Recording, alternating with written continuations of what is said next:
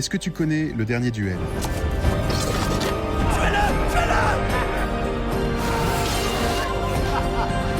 Je risque ma vie pour vous. Il faut risquer ma vie pour sauver votre réputation.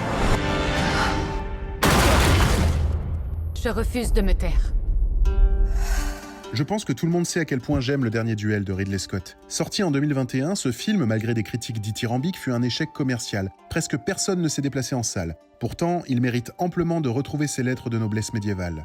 Il occupe fièrement la 2e place de mon top Letterboxd et c'est rare qu'un film récent, qu'il soit pas lié à mon adolescence ou mon enfance, devienne pour moi un classique instantané. Alors de quoi ça parle en 3 mots? Au Moyen-Âge, 2 chevaliers s'affrontent pour régler un conflit d'honneur. Mais le film raconte surtout cette histoire à travers 3 points de vue différents, révélant les tensions sociales et la condition des femmes à l'époque. Pourquoi faut-il absolument le voir? D'abord parce que Ridley Scott reste un cinéaste d'une puissance incroyable, au-delà de la vision picturale qui traverse déjà ses classiques, d'Alien en passant par Blade Runner ou encore Gladiator. Il propose ici un récit en 3 actes, chaque chapitre offrant une perspective différente. Ces variations, parfois minimes, attisent sans cesse la curiosité du spectateur et l'entraînent dans une quête de vérité qui culmine dans le fameux Dernier Duel. Ensuite parce que c'est un film local. Tourné en France, il s'ouvre sur la bataille de Limoges et déploie ses images dans des châteaux de Dordogne. Et voir un réalisateur étranger avec un budget colossal s'approprier et sublimer un pan de l'histoire française a quelque chose de grisant. Mais surtout, Le Dernier Duel ose affronter tous les points de vue sur la place de la femme dans une société féodale écrasée par le patriarcat. Un viol ne peut être à l'origine d'une grossesse. C'est ce que dit la science. La reconstitution est d'une précision impressionnante et les acteurs semblent entièrement habités par leur rôle. Jodie Comer en particulier irradie l'écran et rend le film profondément émouvant.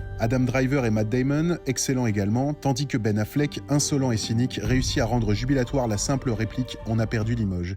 He disobeyed me and let Limoges fall. Et en tant que Limougeot, je peux vous dire que ça fait son effet.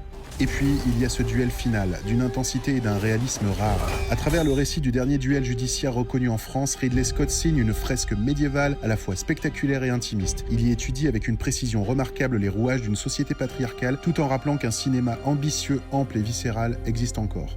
Pour moi, c'est un très grand film et à jamais dans mon top 5. Je l'affirme ici, devant vous. Je n'ai jamais dit que la vérité